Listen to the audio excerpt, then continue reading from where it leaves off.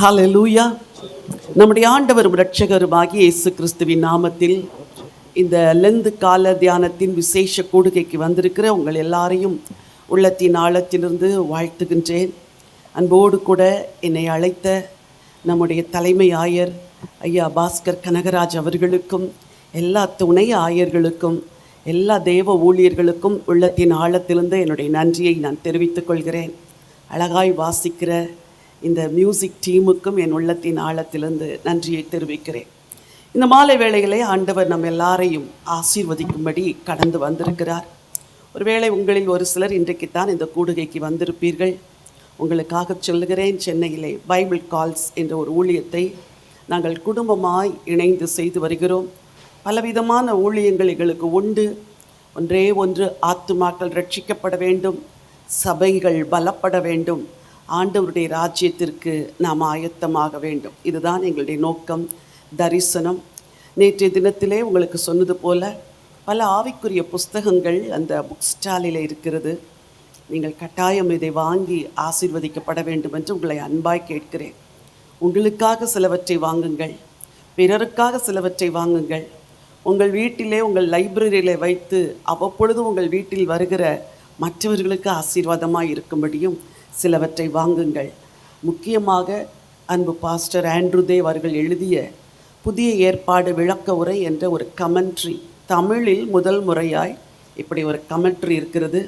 இது உங்கள் வீடுகளிலே இருக்க வேண்டும். வாங்கி ஆசீர்வதிக்கப்படுங்கள். ஒரே ஒரு பாடலை பாடி தேவனை மகிமைப்படுத்தி, பாடலை பாடி தேவனை மகிமைப்படுத்தி கர்த்தருடைய வார்த்தைக்கு நேராக கடந்து செல்வோம்.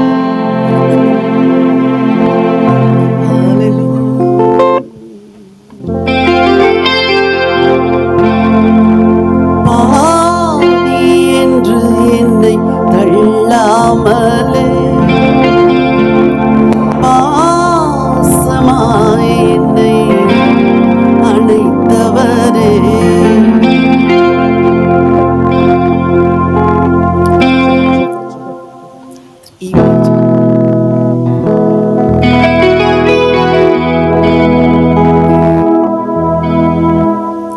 பாவி என்று என்னை தள்ளாமலே, பாசமாய் என்னை அணைத்தவரே,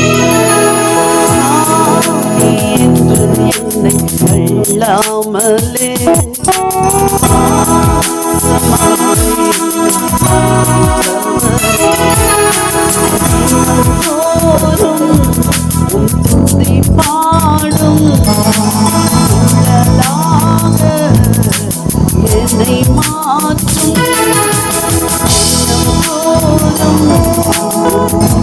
பாடும் உடலாக என்னை மாற்றும் என்னை தள்ளாமலே, பாசமாய் என்னை அழைத்தவரே,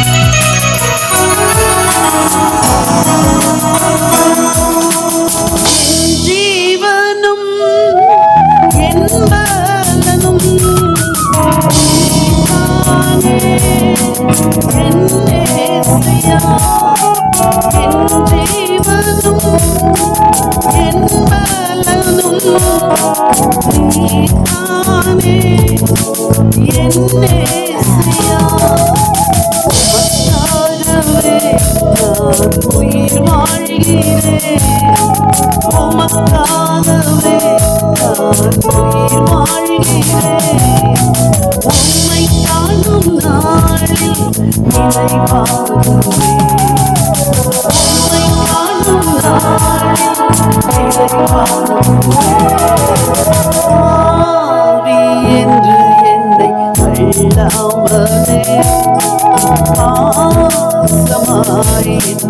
அழைத்தவரே பாவி என்று என்னை தள்ளாமலே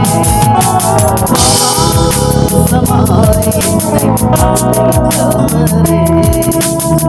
ஒருவேளை அந்த மாத இருளிலே நீங்கள் அழுது கொண்டிருக்கிறீர்கள். மங்கின ஒரு விளக்கை போல உங்கள் வாழ்க்கை நம்பிக்கை இல்லாத ஆண்டவருக்கு மல்லிவிளக்கை ஏற்படுகிறார்.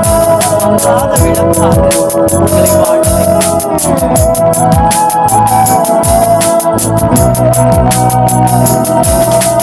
மறைவான இருளில் அழுதிருந்தேன், மங்கின விளக்காக ஒளிந்திருந்தேன். மறைவான இருளில்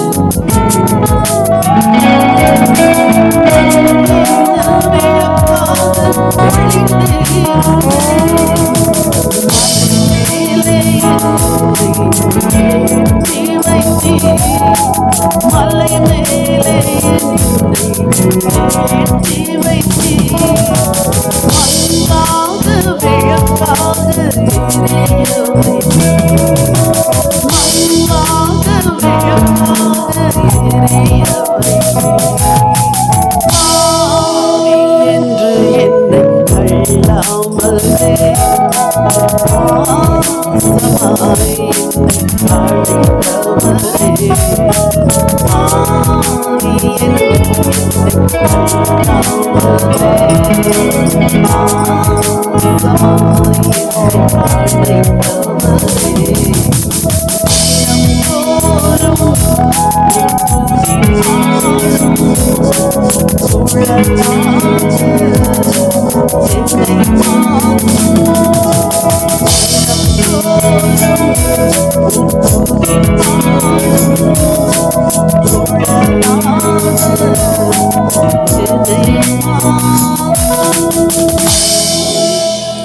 ஹல்லேலூயா. நம்மை பாவி என்று தள்ளாமல் ஆண்டவர் நம்மை நேசித்தார். என் கல்லூரி நாட்களில் எழுதின ஒரு பாடல் இது. அந்த நாட்களில் நான் இதே பாளையங்கோட்டையில் ஹை கிரவுண்டில் இருக்கிற மருத்துவக் கல்லூரி தான் படித்தேன். பல முறை ஊருக்கு செல்லும் பொழுது இந்த வழியாக பஸ்ஸில் செல்வது வழக்கம். அப்பொழுது இந்த திருச்சபையை பார்க்கும் பொழுதெல்லாம் நான் ஜெபிப்பேன். ஆண்டவரே, இந்த சபையை ஆசீர்வதியும், இந்த சபைக்கு எழுப்புதலை தாரும் என்றெல்லாம் ஜெபிப்பேன். ஒரு நாள் திடீரென்று ஒரு எண்ணம், ஆண்டவரே ஒரு நாள் இந்த சபைக்கு நான் வந்து உம்முடைய வார்த்தையை பிரசங்கிப்பேன், அப்படி ஒரு நாளை நீ தருவீர் அப்படின்னு ஒரு நாள் ஜெபம் பண்ணது இங்கே நிற்கும் போது ஆண்டவர் ஞாபகப்படுத்துகிறார். யோசித்து பார்க்கிறேன், பல வருடங்கள், கிட்டத்தட்ட 30-35 வருடங்களுக்கு முன்பாக செஞ்ச ஒரு ஜெபத்தை ஆண்டவர் இன்றைக்கு நிறைவேற்றுவார் என்றால் உங்கள் வாழ்க்கையில் நிச்சயமாய் கர்த்தர் தாம் சொன்னதை நிறைவேற்றுவார். குறித்த காலத்துக்கு தரிசனம் வைக்கப்பட்டிருக்கிறது, முடிவிலே அது விளங்கும். அது தாமதித்தாலும் அதற்கு காத்திரு, அது நிச்சயமாய் வரும், அது தாமதிப்பது இல்லை என்று. எத்தனையோ தேசங்களுக்கு கடந்து சென்றேன், ஆனால் உங்கள் சபைக்கு வருவதற்கு வாய்ப்பு இல்லை. ஆனால் இன்றைக்கு என்றோ செய்த அந்த ஜெபத்தின் நிறைவேறுதலை, எபிரேய நிருபமானது யூத மார்க்கத்திலிருந்து ஆண்டவரை ஏற்றுக்கொண்ட யூத கிறிஸ்தவ விசுவாசிகளுக்கென்று எழுதப்பட்ட ஒரு நிருபம். சற்று கருகலான ஒரு நிருபம், ஆனால் ஆண்டவர் இயேசு செய்த அந்த தியாக பலியை அழகாய் விவரிக்கிற ஒரு நிருபம். இந்த நிருபத்திலே ஆக்கியோன் ஒரு அழைப்பை கொடுக்கிறார். என்ன அழைப்பு? உண்மையுள்ள இருதயத்தோடும் விசுவாசத்தில் பூரண நிச்சயத்தோடும் சேரக்கடவோம் என்று சொல்லுகிறார். நீங்கள் ஒரு புதிய மார்க்கத்திற்கு வர உங்களை நான் அழைக்கிறேன் என்பதை போல இந்த அழைப்பு இருக்கிறது.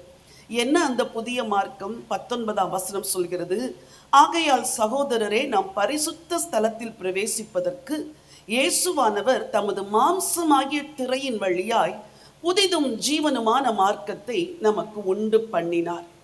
இரட்சகர் இயேசு சிலுவையில் மரிப்பதற்கு முன்பதாக தேவ பிள்ளைகளின் வாழ்க்கை வேறு. அவர்கள் பிரமாணத்தை நிறைவேற்ற வேண்டும், ஆண்டவருடைய கற்பனைகளை கைக்கொள்ள வேண்டும், பலிகளை செலுத்த வேண்டும், காணிக்கைகளை செலுத்த வேண்டும். ஆனால் ஆண்டவர் இயேசு சிலுவையில் மரித்த பிறகு எல்லாவற்றையும் அவர் மாற்றினார். ஒரு புதிய வாசலை அவர் திறந்தார். ஆகவேதான் நாம் சுவிசேஷ புஸ்தகங்களில் வாசிக்கிறோம், ஆண்டவர் இயேசு சத்தமாய் கூப்பிட்டு தன்னுடைய ஜீவனை விட்ட பொழுது தேவாலயத்தின் திரைச்சீலை மேல் தொடங்கி கீழ் வரைக்கு 2ஆய் கிழிந்தது என்று. அந்த திரைச்சீலையை எவரும் அப்படி கிழிக்க முடியாது. அது மிகவும் கடினமான பல லேயர்ஸாக அந்த கர்டன் செய்யப்பட்டிருந்த அந்த திரைச்சீலையானது மேல் தொடங்கி கீழ் வரை 2ஆய் கிழிந்தது, மனித உதவி இல்லாமல். இது எதை சொல்லுகிறது? எவர் வேண்டுமானாலும் பிதாவினிடத்தில் மகா பரிசுத்த ஸ்தலத்திற்கு வரலாம், யார் வேண்டுமானாலும் பிதாவை நெருங்கி சேரலாம், எந்த பாவியும் பிதாவண்டை வர முடியும் என்ற ஒரு புதிய வழியை அது நமக்கு காண்பிக்கிறது. சரி, இன்றைக்கு மாலையில் ஆண்டவர் இயேசு உங்கள் வாழ்க்கையிலே செய்ய விரும்புகிற 7 புதிய காரியங்களை உங்களோடு கூட நான் பகிர்ந்து கொள்ள விரும்புகிறேன். என்னுடைய செய்திக்கு ஆதாரமாக இரட்சகர் இயேசு சிலுவையில் மொழிந்த 7 வார்த்தைகளை நான் எடுத்து, ஆண்டவர் இயேசு எப்படியாய் சிலுவையிலே இந்த 7 வார்த்தைகளை உரைத்தார், அந்த 7 வார்த்தைகளை உரைத்த பொழுது, சிலுவையில் உரைத்து அதன் பிறகு அவர் உயிரோடு எழுந்த பிறகு இந்த 7 வார்த்தைகள் எப்படி தன்னுடைய பிள்ளைகளுக்கு புதிய வழியாய் மாறியது என்பதை குறித்து உங்களோடு கூட பகிர்ந்து கொள்ள விரும்புகிறேன். அதாவது சிலுவையில் மொழிந்த 7 மொழிகளும் ஆண்டவர் உயிரோடு எழுந்த பிறகு தன் பிள்ளைகளோடு பேசிய 7 வார்த்தைகளும். இதுதான் இன்றைக்கு என் செய்தியின் சுருக்கம்.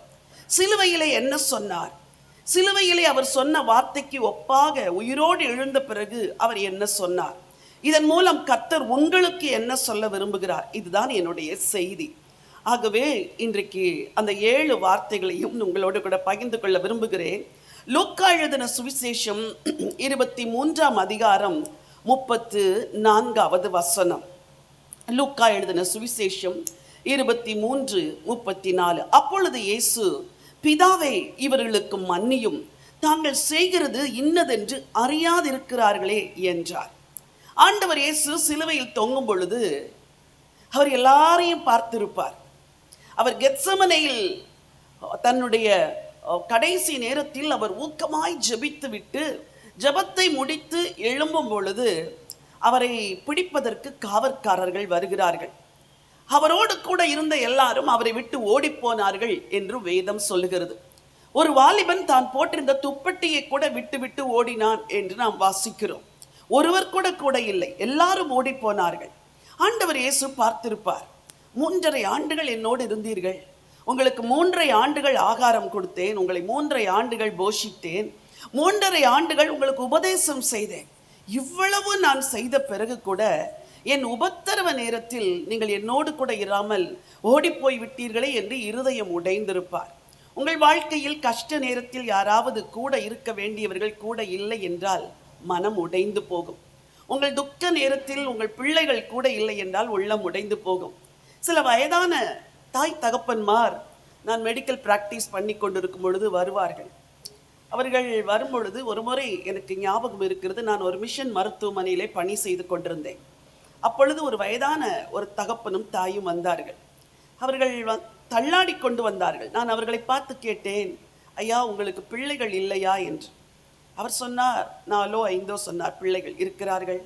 ஒருவன் போலீஸ் அதிகாரியாக இருக்கிறான், ஒருவன் டீச்சராக இருக்கிறான், ஒரு மகள் அங்கே இங்கே என்று சொன்னார். சரி, இத்தனை பிள்ளைகள் இருந்தாலும் இந்த தாயார் இப்படி கூனி குறுகி வருகிறார்கள், உங்களை இந்த மருத்துவமனைக்கு அழைத்து செல்வதற்கு ஒரு பிள்ளை கூட இல்லையா என்று கேட்டேன். வருத்தத்தோடு சொன்னார், யாருமே இல்லையம்மா, நான் தான் என் மனைவிக்கு ஆதரவு என்று சொன்னார். கொஞ்ச நாட்கள் கழித்து அவர் தனியே வந்தார். நான் கேட்டேன், எங்கே உங்கள் மனைவி என்று. அவள் இத்தனை வருஷம் என்னோடு கூட இருந்தாள், முடியாத நேரத்தில் கூட அவள்தான் அம்மா எல்லாம் எனக்கு உதவி செய்வாள்.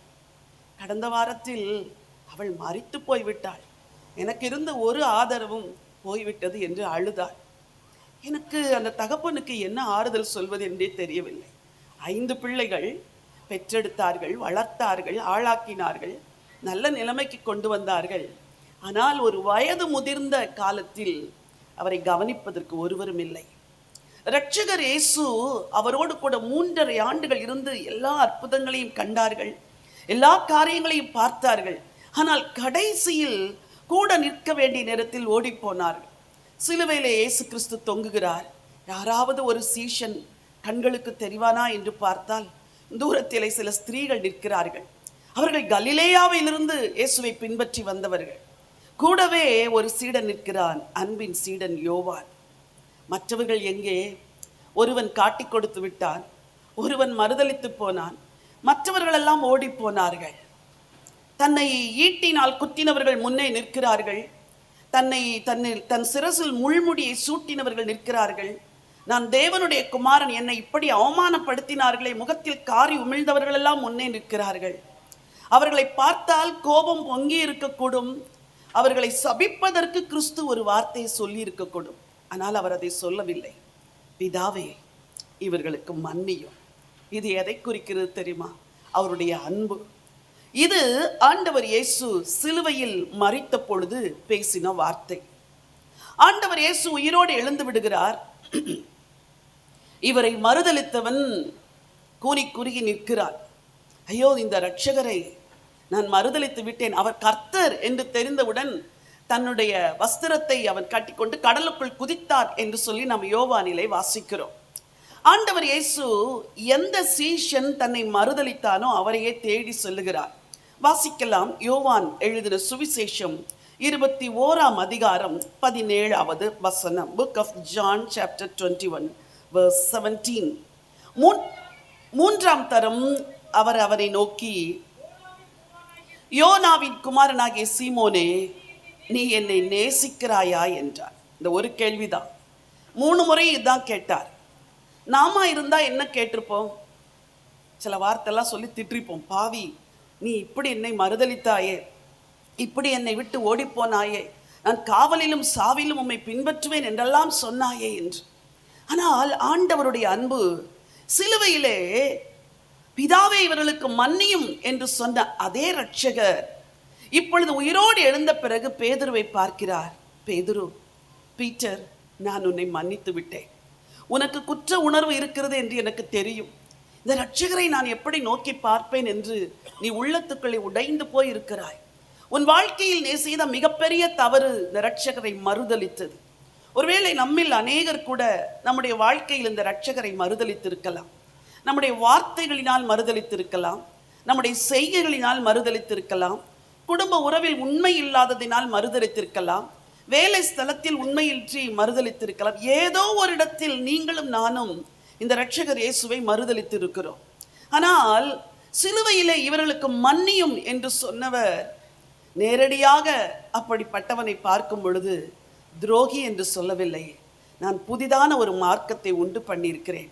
பேதுரு, நீ என்னை நேசிக்கிறாயா? All I need is your love. நீ என்னை நேசிக்க வேண்டும் என்று நான் விரும்புகிறேன். நீ என்னில் அன்பு கூற வேண்டும் என்று விரும்புகிறேன். 1 தரம் அல்ல, 2 தரம் அல்ல, 3 முறை கேட்கிறார். இயேசு கிறிஸ்துவுடைய அன்பு உங்கள் வாழ்க்கையின் எல்லா குற்றங்களையும் மன்னிக்கிறது. சிலருக்கு பல வருடங்களுக்கு முன்பதாக செய்த சில பாவங்களை நினைத்து இன்னும் குற்ற மனசாட்சி. ஐயோ, நான் அத்தனை வருடங்களுக்கு முன்பதாக நான் இப்படி ஒரு தவறை செய்தேன், நான் இப்படி ஒரு பாவத்தை செய்தேன், அதனால் நான் இப்பொழுது ஆண்டவரை விடுதலையோடு சேவிக்க முடியவில்லை. என் வாழ்க்கையில் வருகிற கஷ்டங்களுக்கு காரணம் அந்த பாவம் தானோ? என் பிள்ளை இப்பொழுது படுகிற அவஸ்தைக்கு காரணம் இளவயதில் நான் செய்த பாவமோ என்று உங்களில் சில குற்ற மனசாட்சியோடு கூட இருக்கலாம். இன்றைக்கு உயிரோடு எழுந்த ஆண்டவர் சிலுவையில் தொங்கும் பொழுது மன்னியும் என்று சொன்னாரே, அந்த வார்த்தை தான் இன்றைக்கு உங்களுக்கும். நான் உன்னை மன்னிக்கிறேன் மகனே, நான் உன்னை மன்னிக்கிறேன் மகளே, நீ செய்த மகா பெரிய பாவங்கள் அத்தனையும் உனக்கு மன்னிக்கிறேன் என்று சொல்லுகிறார். நான் டேனிஷ்பெட் என்ற ஒரு இடத்திலே ஒரு மிஷன் மருத்துவமனையில் பணி செய்து கொண்டிருந்தேன். அப்பொழுது அங்கே சிறை கைதிகளுக்காக வருஷத்திற்கு ஒரு முறை ஒரு கூட்டம் நடத்துவார்கள். அந்த கூடுகை எப்படி இருக்கும் என்றால், ஒரு சிறிய சந்தியா மைதானம் இருக்கும், அங்கே ஒரு சிறு மலை போன்ற ஒரு இடம் இருக்கும். அந்த மலையிலே சிறை கைதிகள் அவர்களுடைய குடும்பங்களோடு கூட வருவார்கள் அந்த கூடுகைக்கு. 3ஆம் நாள் முடிவு மிகவும் மனதை உடைக்கிற ஒரு நாளாக இருக்கும். அந்த நாளிலே சிலுவையில் அங்கே ஒரு சிலுவை வைக்கப்பட்டிருக்கும். இந்த குற்றவாளிகள் எல்லாரும் இந்த மலையின் மேலே, ஒரு சிறு மலை, அதில் ஏறி மேலே போய் நிற்கும் பொழுது அவர்கள் தலையிலே ஒரு சிவப்பு ஒரு டர்பன் கட்டியிருப்பார்கள். அந்த மலை அருகே போனவுடன் அதை எடுத்துவிட்டு அவர்கள் தலையிலே ஒரு வெண்ணிறமான ஒரு டவலை கட்டி கீழே அனுப்புவார்கள். அது ஒரு சிம்பாலிக்கா செய்கிற ஒரு சாதாரண ஒரு காரியம்தான். ஆனால் அந்த மலையில ஏறி அந்த சிவப்பான அந்த டவலை எடுத்துவிட்டு வெள்ளை நிற டவலை மாட்டும் பொழுது அந்த குற்றவாளிகள் கதறி அழுகிற அழுகை இன்றும் என் செவிகளில் தொனிக்கிறது. கதறுவார்கள், அழுவார்கள். இயேசுவே, நான் கொலை செய்தேன், நான் குற்றம் செய்தேன், என் மனைவியை கொலை செய்தேன், என் சகோதரனை கொலை செய்தேன். எல்லாம் கொலையாளிகள் தான் வந்திருப்பார்கள். அத்தனை பேரும் அழுது பாவ மன்னிப்பை அடைந்து கீழே வரும் பொழுது ஒரு பெரிய நிம்மதியோடு மன நிறைவோடு கூட வருவார்கள். ஒரு முறை அதில் ஒரு குற்றவாளியை பார்த்து பேசினேன். நீங்கள் என்ன தவறு செய்தீர்கள்? அவர் சொன்னார், என் மனைவியை கொலை செய்தேன், என் பிள்ளைகளை கொலை செய்தேன், என் மனைவியை தவறாக நான் சந்தேகப்பட்டு கொலை செய்து விட்டேன் அம்மா. நான் அதோடு கூட சேர்ந்து அந்த தவறுக்கு காரணமாயிருந்தவர்கள் என்று நினைத்து 7 பேரை கொலை செய்து விட்டேன். நான் ஒரு கொலைகாரன், நான் ஒரு குற்றவாளி. ஆனால் இந்த சிறையில் நான் இருக்கும் பொழுது ஒருவர் வந்து இயேசுவின் அன்பை குறித்து எனக்கு சொன்னார். என்னால் என்னையே மன்னிக்க முடியவில்லை. நான் ஒரு பாவி என்று கதறிக்கொண்டிருந்தேன். ஆனால் சிலுவையில் தொங்கிய கள்வனை இயேசு எப்படி மன்னித்தார் என்று சொன்னார்களே, அந்த செய்தியை கேட்டு நான் மனம் திரும்பினேன். இப்படியெல்லாம் இந்த இடத்திற்கு வருவேன் என்று நான் நினைத்தே பார்க்கவில்லை. நான் ஆயுள் தண்டனையோடு கூட மறைத்து விடுவேன் என்று நினைத்தேன். ஆனால் இந்த கூடுகை, இந்த 3 நாள் கூடுகை என் வாழ்க்கையில பெரிய மாற்றத்தை கொண்டு வந்தது. அந்த சிலுவை அருகே போய் நிற்கும் பொழுது அந்த கள்வன் எப்படி உணர்ந்தானோ அதை போல நானும் உணர்ந்தேன். என் தலையிலே மாட்டிருந்த சிவப்பு நிற அந்த டர்பனை எடுத்துவிட்டு வெண்ணிற டர்பனை என் தலையிலே வைக்கும் பொழுது உண்மையாகவே இயேசு என் குற்றத்தை மன்னித்தார் என்று சொல்லி நான் விசுவாசிக்கிறேன். நான் போகிறேன் இப்பொழுது மீண்டும் ஜெயிலுக்கு. என் வாழ்க்கை ஜெயிலில் தான் இருக்கும். ஆனால் அந்த சிறைச்சாலையில் போய் இன்னும் என்னை போல குற்ற மனதோடு யாரெல்லாம் வாழுகிறார்களோ அவர்களுக்கு இந்த இயேசுவின் அன்பை நான் போய் சொல்லுவேன் என்று சொன்னார்.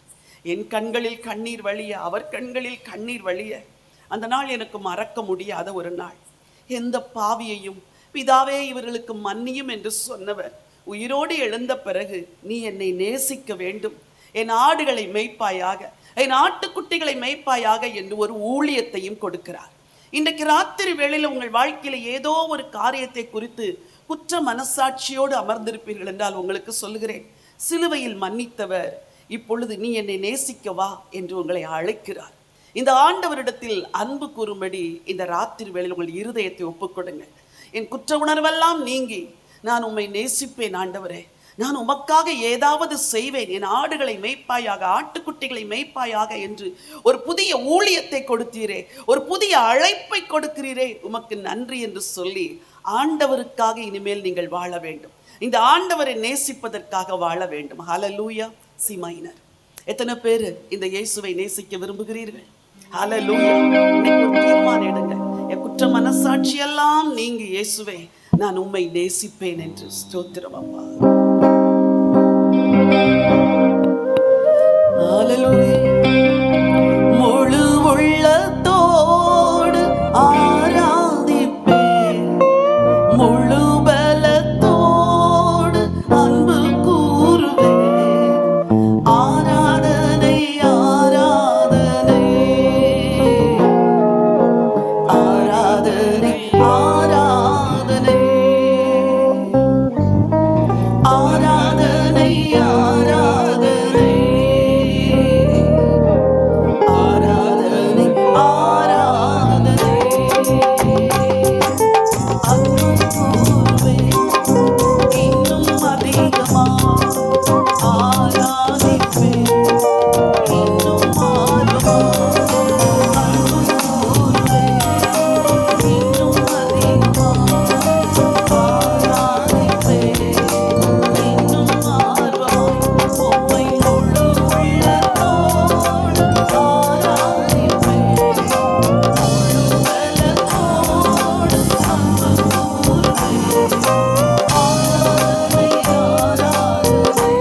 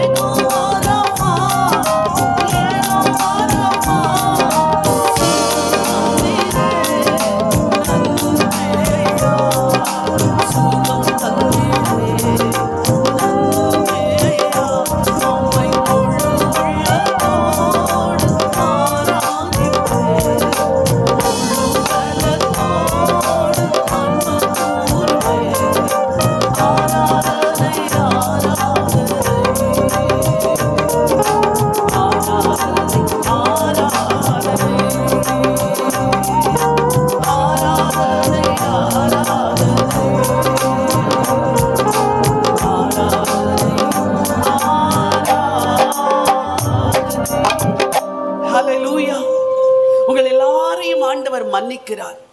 நீங்கள் அவரை மறுதலித்தீர்கள், ஆனால் குற்ற மனசாட்சியோடு வாழ வேண்டாம். கம், நீ என்னை நேசிக்கவா என்று இந்த ராத்திரி ஆண்டவர் அழைக்கிறார். புதிய அழைப்பு.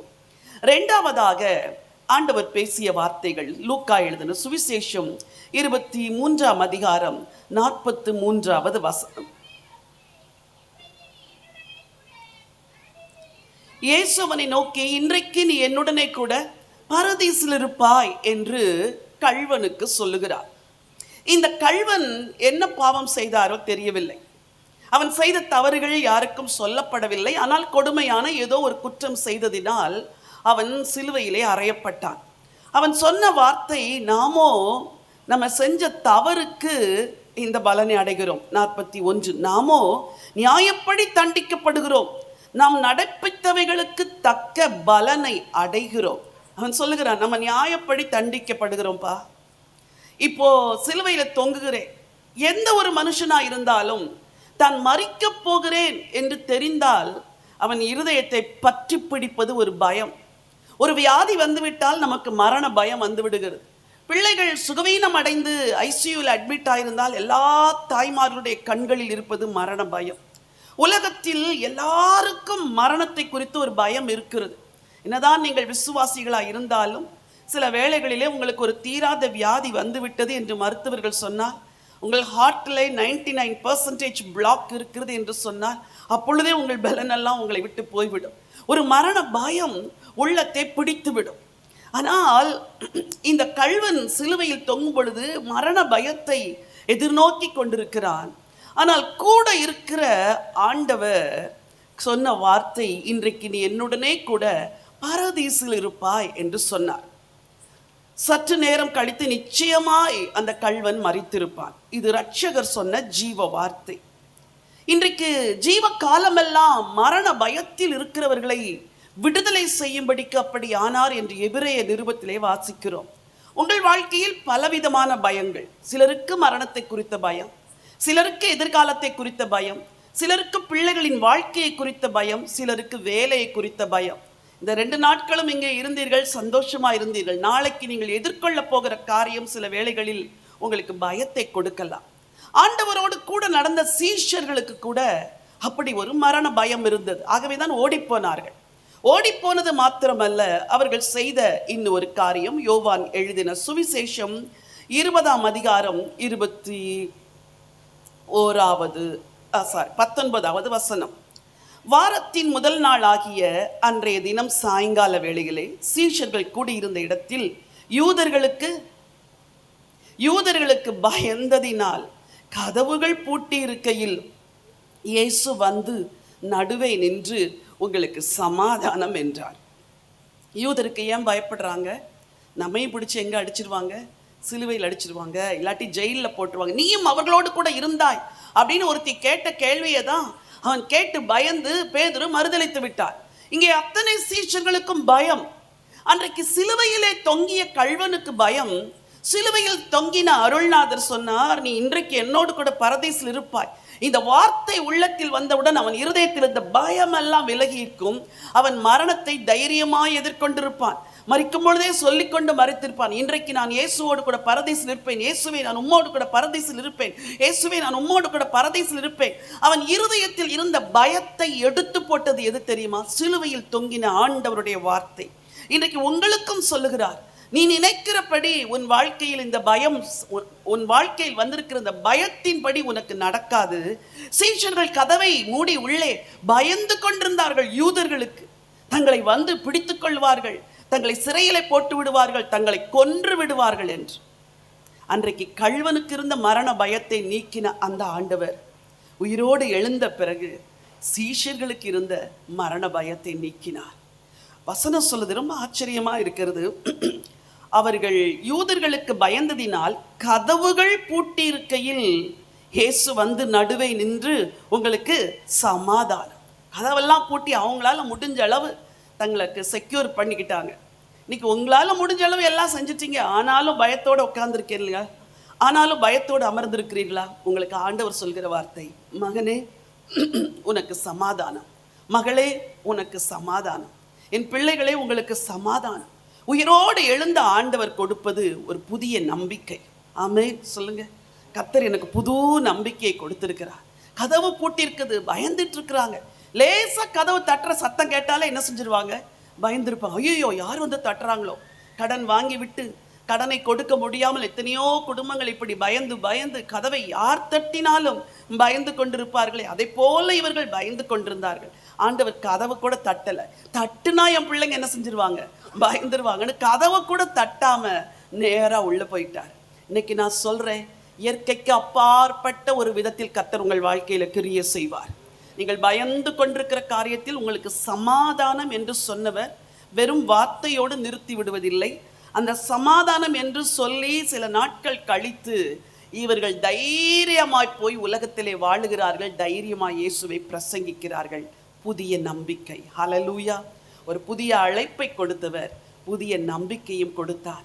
உங்களுக்கும் அந்த புதிய நம்பிக்கை இந்த ராத்திரி வேளையிலே கொடுக்கிறார். மூன்றாவதாக யோவான் எழுதின சுவிசேஷம் 19ஆம் அதிகாரம் 26வது வசனம்.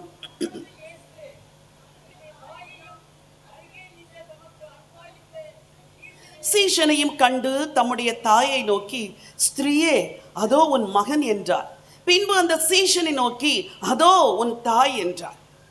ஆண்டவர் சிலுவையிலே தொங்கும் பொழுது தனக்கு இந்த பூமியிலே தாயாக கொடுத்த அந்த மாம்ச சம்பந்தமான உறவு, அந்த உறவை நினைத்து தன் தாயை நோக்கி, நான் உங்களை தனியே விட்டு போக மாட்டேன் அம்மா, உங்களுக்கு ஒரு ஆவிக்குரிய மகனை கொடுக்கிறேன், அந்த மகன் உங்களை பார்த்து கொள்வார். யோவான், எல்லாரும் ஓடி போனாலும் நீ என் மார்பில் அன்று சாய்ந்திருந்தது போலவே இன்றைக்கு என் சிலுவை அருகே வந்து நிற்கிறாய். நான் உனக்கு ஒரு தாயை கொடுக்கிறேன், அதுதான் என்னுடைய தாய் என்று ஒரு மாம்ச சம்பந்தமான உறவில் இருந்தவர்களுக்கு ஒரு ஆவிக்குரிய உறவை ஆண்டவர் அன்றைக்கு கொடுக்கிறார். இன்றைக்கு உங்களுக்கு கூட உங்கள் சொந்த குடும்பங்கள் எல்லாம் உங்களை ஒருவேளை கைவிட்டிருக்கலாம். ஆனால் இந்த சபையில் உங்களை நேசிக்கிறவர்கள் எவ்வளோ பேர். நமக்கு சில வேளைகளில் உடன் பிறந்தவங்களை விட கர்த்தருடைய பிள்ளைங்க அநேகர் நம்மளை ரொம்ப நேசிப்பாங்க, நமக்காக ஜெபிப்பாங்க, நமக்காக நம்மளை தைரியப்படுத்துவாங்க, நம்ம கஷ்ட நேரங்களில் உதவி செய்வாங்க.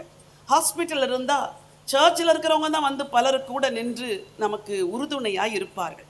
அங்கே ஆண்டவர் ஸ்திரீயை அதோ உன் மகன், யோவானை பார்த்து அதோ உன் தாய் என்று சொன்னார். இது மாம்ச சம்பந்தமான உறவிலிருந்து ஆண்டவர் கொடுத்த ஆவிக்குரிய ஒரு உறவு. ஆனால் ரட்சகர் உயிரோடு எழுந்த பிறகு அவர் நேரா தன்னுடைய அம்மாவை தேடி போகல. மாம்ச சம்பந்தமான உறவா இருந்தா யாரைத்தான் தேடி போயிருப்பாரு? நேரா அம்மாவை போய் பார்த்து, அம்மா இங்க பாருங்க, நான் உயிரோடு எழும்பிட்டேன். அந்த மாம்ச சம்பந்தமான உறவை உடைச்சு போட்டார். இப்போ ஒரு புதிதும் ஜீவனுமான மார்க்கத்தை உண்டு பண்ணினார். யோவான் 20:16. இயேசு அவளை நோக்கி மரியாளை என்றாள். அவள் திரும்பி பார்த்து ரபூனி என்றாள். அதற்கு போதகரே என்று அர்த்தமா. தன்னை அதிகமாய் நேசித்த மரியாளை தேடி செல்கிறார். இப்பொழுது மாம்சமா சம்பந்தமான உறவுகள் கிடையாது, இனிமேல் ஆவிக்குரிய உறவு.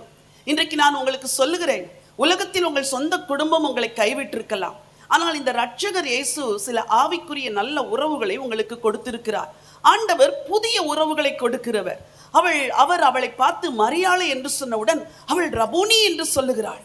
ரபூனி, நீர் உயிரோடு எழும்பி விட்டீரா? மரியாள், நான் என்னுடைய தாயை கூட நான் தேடி போகவில்லை, நான் உன்னைத்தான் தேடி வந்திருக்கிறேன். இந்த ராத்திரி வேளையில நான் ஆண்டவரை ரொம்ப நேசிச்சேனே, எனக்கு என்ன பலன் அப்படின்னு நீங்க நினைக்கிறீங்களா?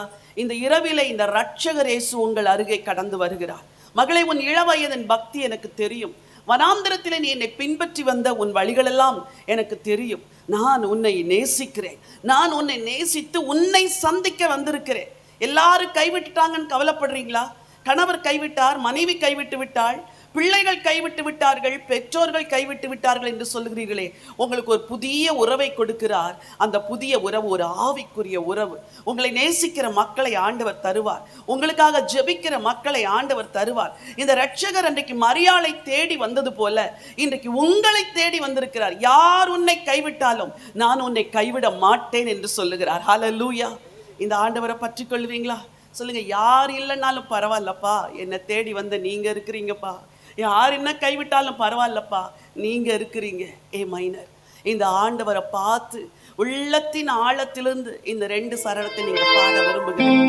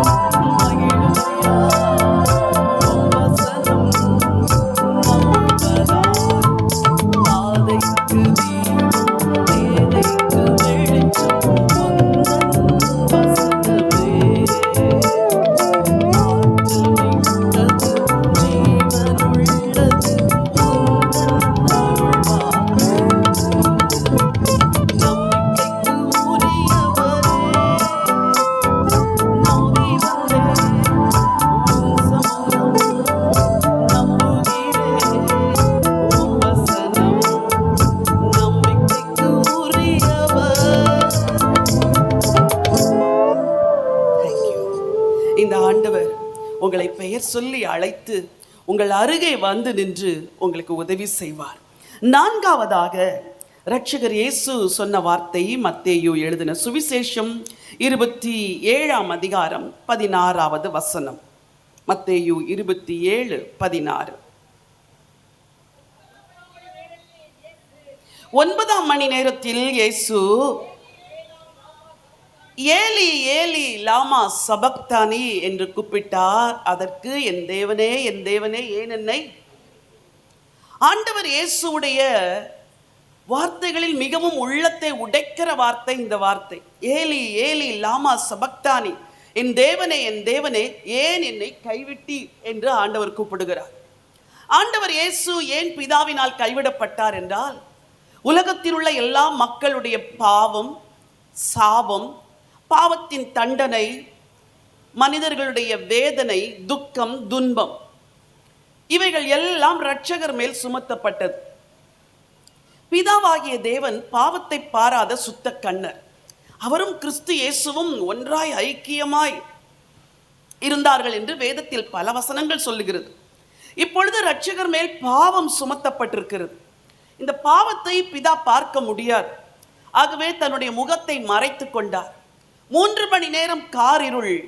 இந்த காரிருள் ஏனென்றால் பிதா தன்னுடைய முகத்தை மறைத்தது நிமித்தம். ஆண்டவர் இயேசுடைய இருதயம் ஒரு காரியத்திற்கும் துடிக்கவில்லை. அவர் துடித்ததெல்லாம், தேவனே உமக்கும் எனக்கும் இருக்கிற உறவு துண்டிக்கப்பட்டு விட்டது, என்னை சாபமாக மாற்றினீர், என் மேல் பாவங்களை சுமந்தீர், உம்முடைய முகத்தை மறைத்து கொண்டீர் ஆண்டவரே, நான் செய்வது என்னதென்று தெரியவில்லை என்று சொல்லித்தான் ஏலி ஏலி லாமா சபக்தானி என்று கதறுகிறார். உங்கள் வாழ்க்கையில் கூட நீங்கள் பலமுறை ஆண்டவரே என்னை கைவிட்டு விட்டீங்களா, உறவினத்து மக்கள் மத்தியில் நான் வெட்கப்பட்டு நிற்கணுமா ஐயா, நான் இப்படிப்பட்ட ஒரு அவமான சூழ்நிலையில் இருக்கிறேன், நிந்தையில் இருக்கிறேன், என்னை கைவிட்டீரோ என்று நீங்கள் கேட்பீர்கள் என்றால் உங்கள் கதறுதலின் சத்தம் அவருக்கு தெரியும். சிலுவையிலே ஏன் என்னை கைவிட்டீர் என்று சொன்னார். ஆனால் புதிதும் ஜீவனுமான மார்க்கத்தை உண்டு பண்ணின அந்த இரட்சகர் தன் மக்களை பார்த்து சொன்ன ஒரு வார்த்தையை உங்களுக்கு வாசிக்க விரும்புகிறேன். மத்தேயு எழுதின சுவிசேஷம் 28ஆம் அதிகாரம் 10வது வசனம். அப்பொழுது இயேசு அவர்களை நோக்கி, பயப்படாதிருங்கள். ஹல்லேலூயா. என்ன சொல்லுகிறார்? நீ பயப்படாதீர்கள். வேதத்திலே பல இடங்களில் 365 முறைக்கு மேலே பயப்படாதே என்ற வார்த்தை இருக்கிறது. நாம் எல்லாரும் எளிதாய் பயப்படக்கூடியவர்கள், நாம் எல்லாரும் எளிதாய் கலக்கம் அடையக்கூடியவர்கள். வாழ்க்கையில் எதிர்பாராத நிகழ்வுகள் வரும் பொழுது, நம்முடைய குடும்பத்தின் ஆவிக்குரிய அஸ்திபாரம் தடுமாறும் பொழுது, குடும்பத்தில் உங்கள் பிள்ளைகள் ஏதோ சில பாவங்களில் சிக்கி அதிலிருந்து மீண்டு வராமல் இருக்கும் பொழுது இருதயம் பயப்படுகிறது. தொழிலில் முன்னேற்றமே இல்லாத பொழுது பயம் வருகிறது. ஒரு வாழ்க்கை பிள்ளைக்கு அமையவில்லை என்றால் பயம் வருகிறது. பல காரணங்கள். ஆண்டவர் இயேசு ஒருவேளை இருதயத்தில் திகிலோடும் கலக்கத்தோடும் என்னை ஏன்பா கைவிட்டீங்க என்று கதறினார். ஏன் தெரியுமா? உங்களை கைவிடாதிருக்கும்படி.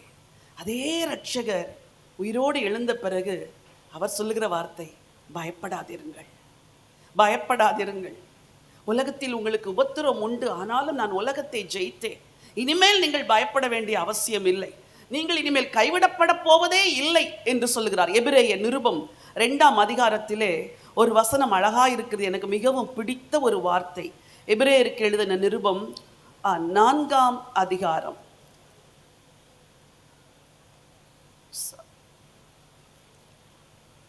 2ஆம் அதிகாரம் 16 15 16. ஜீவ காலமெல்லாம் மரண பயத்தினாலே அடிமைத்தனத்திற்குள்ளானவர்கள் யாவரையும் விடுதலை பண்ணும்படிக்கு அப்படியானார்.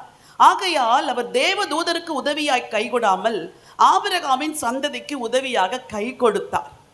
அவர் என்ன செய்யறாராம்? கை கொடுத்தாராம். இந்த பக்கத்தில் இருக்கவங்களுக்கு அப்படி ஒரு கை கொடுங்க பார்க்கலாம். பரவாயில்ல, சும்மா கொடுங்க.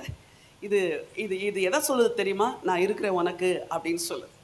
அங்கே சிலுவையிலே இயேசு கைவிடப்பட்டார். இப்போ உயிரோடு எழுந்த பிறகு சொல்றார், பயப்படாத, நான் உனக்கு உதவியா என்ன செய்கிறேன்? கை கொடுக்கிறேன். தொழில் சரியும் பொழுது ஒரு உதவியாய் கை கொடுத்தால் எவ்வளோ நல்லா இருக்கும்ல. ஒரு அருமையான ஒரு குடும்பத்தார், அவர்கள் தொழில் செய்கிறார்கள். அவர்களுடைய தொழிலின் ஆரம்ப நாட்களில் மிகவும் சிறிய நிலைமையிலிருந்து மேலே வந்தார்கள். ஒரு முறை பொருளை தயாரிக்க பணமே இல்லாத இக்கட்டான சூழ்நிலைமை. அப்பொழுது அவர்கள் டிமார்ட்டிலே அவருடைய ப்ராடக்ட்ஸ் எல்லாம் போகும். டிமார்ட் ஓனர் கூப்பிட்டு கேட்டாராம், நீ ஏன் உன்னுடைய ப்ராடக்ட்ஸ் எல்லாம் கொடுக்கலன்னு. இவர் எப்படி சொல்கிறதுன்னு தெரியல. ஏன்னா இவர் இப்போ ஒரு பிலீவர் ஆயிட்டார். இல்லை சொல்லு, என்ன விஷயம்? இல்லை ஐயா, எனக்கு தொழிலில் போடுவதற்கு எனக்கு பணம் இல்லை, ஆகவே நான் என்னுடைய ப்ராடக்ட்ஸை கொடுக்கல. ஸ்நாக்ஸ் செய்கிற ஒரு குடும்பம். அப்போ அவர் சொன்னார், அவன் தேவை எவ்வளவு? இவர் யோசிக்கார், கொஞ்சம் நெஞ்சமாக இருந்தால் சொல்லலாம், நம்ம தேவை ரொம்ப பெருசாச்சுதே. அவர் சொன்னார், 8 கோடி எனக்கு தேவை இருக்குது, அது இருந்தால் தான் அடுத்து நான் ப்ராடக்டை போட்டு தர முடியும். அசிஸ்டண்ட்டை கூப்பிட்டாரு, செக்கை எடுத்துகிட்டு வர சொன்னார். 8 crore ஒரே செக்கில் போட்டு, இந்தா போய் திரும்ப ப்ராடக்ட்ஸை ப்ரொடியூஸ் பண்ண கொண்டு வந்து கொடுன்னு சொன்னாராம். யாருன்னா நினச்சிருப்போமா? ஹல்லேலூயா. ஒரு மனுஷனுக்கு ஒரே ஒரு செக்கில் 8 கோடி கொடுத்து ஒரு தேவன் அவனுடைய தேவையை சந்திக்க முடியும்னா, இன்னைக்கு உங்களுக்கு அந்த ஆண்டவர் தான் சொல்கிறாரு, பயப்படாதிருங்க. நீ பயப்படாதன்னா உன்னை கைவிட மாட்டேன், இந்த சூழ்நிலைமையில் கைவிட மாட்டேன். அன்றைக்கு நான் கைவிடப்பட்டேன், நீ கைவிடப்பட மாட்டாய், பயப்படாதீர்கள். 5வது வார்த்தை யோவான் 19ஆம் அதிகாரம் 30வது வசனம். John chapter 19 verse 30. இயேசு காடியை வாங்கின பின்பு முடிந்தது என்று சொல்லி தலையை சாய்த்து ஆவியை ஒப்பு கொடுத்தார். 5வது 19 30. தாகமாய் இருக்கிறேன். இந்த வசனத்தை வாசிக்கிறீங்களா? அதன் பின்பு 28. எல்லாம் முடிந்தது என்று இயேசு அறிந்து வேத வாக்கியம் நிறைவேறத்தக்கதாக தாகமாய் இருக்கிறேன் என்றார். நான் தாகமாய் இருக்கிறேன். ஆண்டவருக்கு 2 தாகம் இருந்தது. ஒன்று பிசிக்கல் தர்ஸ்ட்.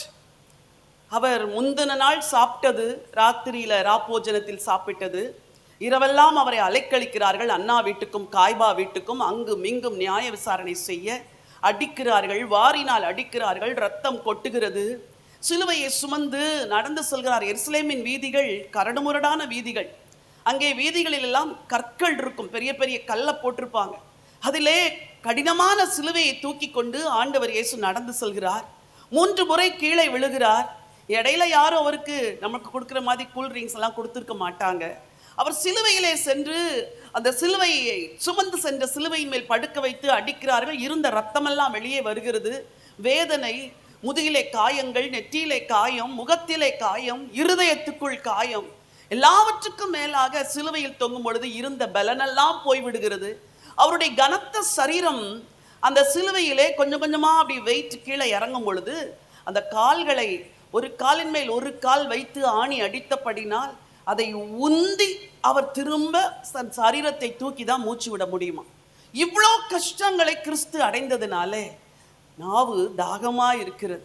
நான் தாகமா இருக்கிறேன். ஒன்று அவருடைய பிசிக்கல் தர்ஸ்ட், ரெண்டாவது இந்த உலகத்தில் உள்ள எல்லா மக்களும் ரட்சிக்கப்பட வேண்டும் பிதாவே, இதுதான் என் தாகம். நான் இந்த சிலுவையை ஏற்றுக்கொண்டதற்கு காரணமே they are all my children. அவங்க எல்லாரும் என் பிள்ளைங்க. அந்த பிள்ளைங்களை நான் எப்படியாவது மீட்டு விட வேண்டும். ஆகவே நான் தாகமா இருக்கிறேன் என்று ஆண்டவர் சொன்னார். இது சிலுவையில் தொங்கின பொழுது சொன்ன வார்த்தை. அவர் உயிரோடு எழுந்த பிறகு மத்தேயு எழுதின சுவிசேஷம் 28ஆம் அதிகாரம் 11வது வசனம். மத்தேயு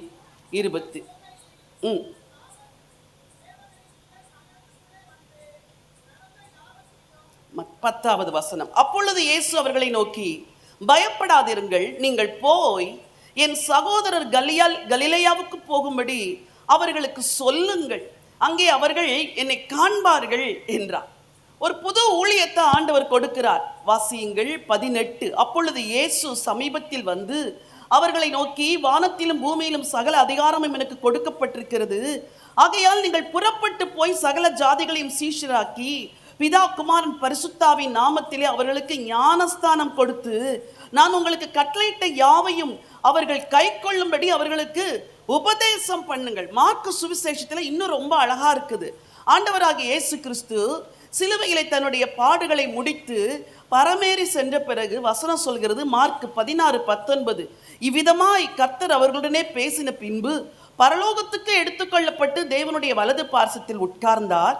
அவர்கள் புறப்பட்டு போய் எங்கும் பிரசங்கம் பண்ணினார்கள். கர்த்தர் அவர்களுடனே கூட கிரியையை நடப்பித்து அவர்களால் நடந்த அடையாளங்களினாலே வசனத்தை உறுதிப்படுத்தினார். ஹல்லேலூயா. சிலுவையிலே தாகமா இருக்கிறேன் என்றார். உயிரோடு எழுந்த பிறகு, என் மக்களே, உங்களுக்கு நான் ஒரு புதிய ஊழியத்தை கொடுக்கிறேன். இந்த புதிய ஊழியம் நீங்கள் போய் உலகமெல்லாம் சொல்ல வேண்டும். இன்னைக்கு நான் சொல்றேன், வாழ்க்கையில் நீங்க ஒரு முறையாவது ஒரு சிலருக்காவது இயேசுவின் அன்பை சொல்ல வேண்டும். நீங்க உங்க வாழ்நாளில் ஒரே ஒரு ஆத்துமாவையாவது ரட்சிப்புக்குள் நடத்தி ஆலயத்திற்கு கொண்டு வரணும். இது சர்ச் கன்வென்ஷனா இருக்கிறதுனால நான் பேசுகிறேன். நீங்க கடந்த காலத்தை திரும்பி பாருங்க. இதே ஆலயத்துக்கு நீங்க எத்தனை வருஷம் வர்றீங்க? ஆனால் உங்க கார்ல வர்றீங்க, உங்க கார்ல இடம் இருக்குது. ஒரே ஒரு புது ஆத்துமாவை நீங்க ஆலயத்துக்கு கொண்டு வரல அப்படின்னா நாம் ஆண்டவருடைய தாகத்தை தீர்க்கிறோம் என்பது எப்படி உறுதி? ஒவ்வொரு விசுவாசிக்கும் ஒரு ஆத்தும தாகம் இருக்கணும். இந்த பட்டணத்தில் அநேக கிறிஸ்தவர்கள், ஆனாலும் ஆண்டவரை அறியாதவர்கள் எத்தனையோ பேர் இருக்கிறார்கள். உங்கள் உள்ளம் ஏங்க வேண்டும். யாரோ ஒருவருக்கு நான் இயேசுவை பற்றி சொல்ல வேண்டும். நீங்கள் புறப்பட்டு போய் சகல ஜாதிகளையும் சீஷராக்கள். கோ ஆர் சென்ட். நீ போ, இல்லை என்றால் போகிறவர்களை அனுப்பு. நீ போ, இல்லை என்றால் போகிறவர்களை தாங்கு. நீ போ, ஆனாலும் கூட உன்னுடைய வேலை ஸ்தலம், உங்க ஊழியம், நீங்க ஒரு டாக்டரா இருக்கலாம், ஒரு லாயரா இருக்கலாம், ஒரு டீச்சரா இருக்கலாம், உங்களை சுற்றி உங்க ப்ரொஃபஷன் ஃபீல்டுல உங்களோடு இருக்கிற ஒரு சிலருக்காவது நீங்கள் ஆண்டவரை பற்றி சொல்லி அவருடைய ராஜ்யத்திற்குள் கொண்டு வர வேண்டிய பொறுப்பு உங்க மேல இருக்குது. அப்பதான் நீங்க தாகத்தை, இயேசு கிறிஸ்துவின் தாகத்தை தீர்க்கிறீர்கள் என்று அர்த்தம். தாகமா இருக்கிறேன் என்று சொன்னார். ஆனா உயிரோடு எழுந்த பிறகு என் தாகத்தை தீர்க்கும்படி நீங்க எல்லாருக்கும் போய் சொல்லுங்க. இந்த ராத்திரி நீங்க ஒரு தீர்மானம் எடுக்கணும். இந்த கன்வென்ஷன் கூட்டம்லாம் விருதாவாய் முடியக்கூடாது. இவ்வளோ பெரிய ஆலயத்தை கொடுத்திருக்கிறார். ஆலயம் நிரம்பி வழிய வேண்டும். புதிய ஆத்துமாக்கள் வர வேண்டும். ஆத்துமாக்கள் ரட்சிப்படைய வேண்டும். புதிய கிளை சபைகள் துவங்கப்பட வேண்டும். அநேக மிஷனரி பணிகளை நீங்கள் தாங்க வேண்டும். Do something for God. நான் என்னுடைய கல்லூரி படிப்பை முடித்துவிட்டு மருத்துவ வேலையை செய்து கொண்டிருக்கும் பொழுது ஆண்டவர் என்னை அழைத்தார். என்னுடைய ப்ராக்டிஸ் ரொம்ப ஓகோன்னு இருக்கும் பொழுது ஆண்டவர் எல்லாத்தையும் விட்டுட்டு வான்னு சொன்னார். Challenging time. பிள்ளைகளெல்லாம் குழந்தைகளாக இருந்தார்கள். எப்படி ஆண்டவரே, என் கணவர் முழு நேர ஊழியத்துக்கு வந்து விட்டார்கள். நான் ப்ராக்டிஸ் பண்ணி ஃபேமிலியை சப்போர்ட் பண்ணி கொண்டிருக்கிற காலத்தில் நீ அதை விட்டு விட்டு என் பணியை செய்ய வா என்று அழைத்தார். எங்கள் உறவினர்களெல்லாம் சற்று பரிகாசம் செய்தார்கள். இவ்வளோ கஷ்டப்பட்டு உங்கள் அப்பா அவங்கள படிக்க வச்சாங்க, ஆனால் நீ இப்படி மெடிக்கல் ஃபீல்டை விட்டுட்டு நீ போய் ஊழியம் செய்ய போகிற. நான் கவலைப்படவே இல்லை. அழைத்தவர் உண்மை உள்ளவர். ஒரே ஒரு வாழ்க்கை உண்டு, அதுவும் சீக்கிரமாய் கடந்து போகும். ஆண்டவருக்காய் எதை செய்கிறோமோ அது மாத்திரமே கடைசி வரைக்கும் நிலைத்திருக்கும் என்ற வார்த்தையின் தாக்கத்தினால் நான் நிறைந்திருந்தபடினாலே எப்போ கூப்பிடுவார் என்று காத்திருந்தேன். சரியான நேரத்தில் அழைத்தார். எல்லாத்தையும் க்ளோஸ் பண்ணிட்டு ஆண்டவருடைய ஊழியத்துக்கு வந்தேன். குறைந்து போனதா? எதுவும் குறையவில்லை. கர்த்தர் இன்றைக்கு வரைக்கும் நடத்துகிறார். போகிற இடமெல்லாம் ஆத்துமாக்களை ஆண்டவர் ரட்சிக்கிறார், ஆத்துமாக்களை ஆசீர்வதிக்கிறார், பலருக்கும் ஆசீர்வாதமாய் மாற்றுகிறார். ஒன்று, நம்ம நேரடியாக பேசுகிற இடத்துல ஆத்துமாக்களை ஆசீர்வதிக்கிறார். இல்லை, நம்ம யூடியூப்பில் பேசி பதிவிட்டிருக்கிற செய்திகள் மூலமாக நிறைய பேர் வந்து சொன்னீங்க, உங்களுடைய டுடேஸ் விக்ட்ரி டெய்லி வர ஒரு ஷார்ட் மெசேஜ் ஆசீர்வாதமாக இருக்குதுன்னு சொன்னீங்க. உங்களுடைய செய்திகளை கேட்டு ஆசீர்வதிக்கப்படுறோன்னு சொன்னீங்க. I thank God. நம்மை பலருக்கு ஆசீர்வாதமாய் மாற்ற இன்னைக்கு உங்களில் ஒரு சிலருக்கு ஒரு புதிய ஊழிய அழைப்பை ஆண்டவர் கொடுக்கிறார். ஹல்லேலூயா. ஒரு புது ஊழியத்தை கர்த்தர் தரப்போகிறார். இல்லை, ஏற்கனவே செய்து கொண்டு நிறுத்திவிட்ட ஊழியத்தை நீ தொடர வேண்டும் என்று கர்த்தர் உங்களோடு கூட பேசுகிறார். சரி, புதிய அழைப்பை கொடுத்தார், புதிய நம்பிக்கையை கொடுத்தார், புதிய உறவை கொடுத்தார், மரியாளை என்று அழைத்து புதிய கிருபையை கொடுத்தார், புதிய ஊழியத்தை கொடுத்தார். யோவான் 19:30. ஏசு காடியை வாங்கின பின்பு முடிந்தது என்று சொல்லி தலையை சாய்த்து ஆவியை ஒப்பு கொடுத்தார். ஆண்டவர் இயேசு சிலுவையில் மொழிந்த ஒரு வார்த்தை முடிந்தது. சொல்லுங்க எல்லாரும், இட்ஸ் டன். எல்லாம் முடிச்சிருச்சு, எல்லாத்தையும் முடிச்சிட்டேன். உன் வாழ்க்கையில் நீ பட்ட கடன், நீ செஞ்ச பாவம், நீ செஞ்ச துரோகம், உன் வாழ்க்கையில் இருக்கிற சாபம் எல்லாத்தையும் முடிச்சிட்டேன். இனி நீ சாபத்தை சுமக்க வேண்டிய அவசியம் இல்லை. இனிமே நீ தரித்திரத்தை சுமக்க வேண்டிய அவசியம் இல்லை. எல்லாம் முடிந்தது. சரி, முடிந்தது என்று சொன்னார். ஆனால் உயிரோடு எழுந்த பிறகு அவர் முடிந்தது என்று சொன்னதை அவருடைய பிள்ளைகள் சீஷர்கள் விசுவாசிக்கவில்லை. யோவான் எழுதின சுவிசேஷம் 20ஆம் அதிகாரம் 27வது வசனம்.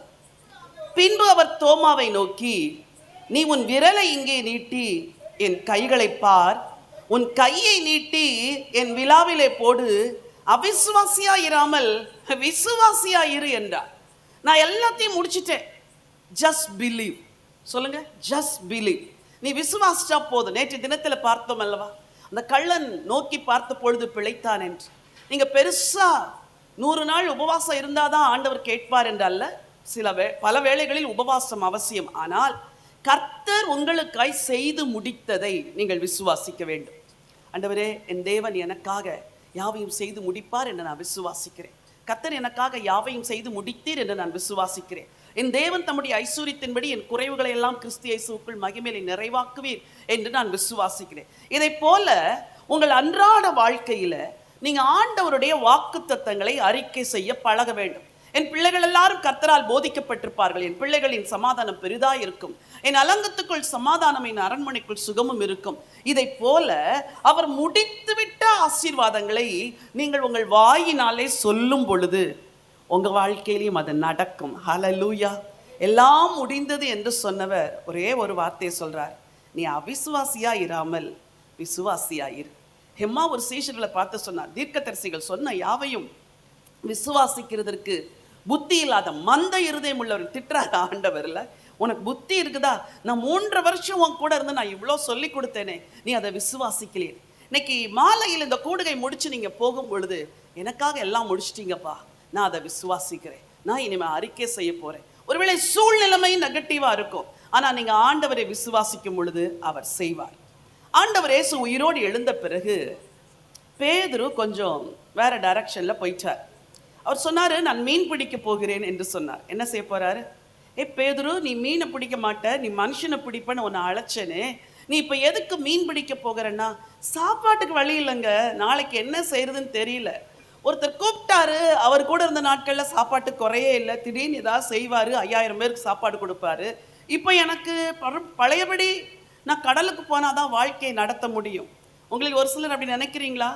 இனிமேல் நம்ம ஒரு கஷ்டமான ஒரு ஸ்ட்ராட்டஜி பிளான் போட்டால் தான் குடும்பத்தை நடத்த முடியும். இல்லை, உங்கள் ஆண்டவர் எல்லாம் முடிந்தது என்று சொன்னவர் உங்கள் தேவைகளையும் சந்திக்க போதுமானவர். அங்கே ஒரு ஆலோசனை சொல்லுகிறார். விடியற் காலமான போது ஆண்டவர் இயேசு கரையிலே நின்றார், மீன்கள் அகப்படவில்லை. அப்பொழுது 6வது வசனம், நீங்கள் படவுக்கு வலதுபுறமாக வலையை போடுங்கள் என்றார். ஆண்டவர் விசுவாசிக்க சொல்லுகிறார், அதே நேரத்தில் விசுவாசத்தோடு செயல்படவும் சொல்லுகிறார். நான் விசுவாசிக்கிறேன் வீட்டிலே உட்கார்ந்துட்டு இருந்தா காரியம் நடக்காது. சில விசுவாசத்திற்கு சில விசுவாச படிகளை நீங்கள் எடுக்கணும். இந்த வருகிற நாட்களில் சில ஃபெய்த் ஸ்டெப்பை எடுங்க. ஆண்டவர் சொல்லி நீ இப்படி செய்ய அப்படின்னு சொன்னா பயந்து கொண்டே உட்கார்ந்து இருக்காதீர்கள். உயிர்த்தெழுந்த கிறிஸ்து உங்களோடு கூட வருவார். இயேசு கரையில நிற்கிறார், அவர் சொல்லுகிறார் வலதுபுறமாய் வலையை போடு என்று.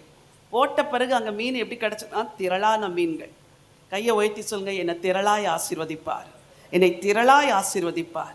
நான் அவிசுவாசியா இராமல் விசுவாசியா இருப்பேன், எல்லாம் முடிந்தது என்று சொன்னார்.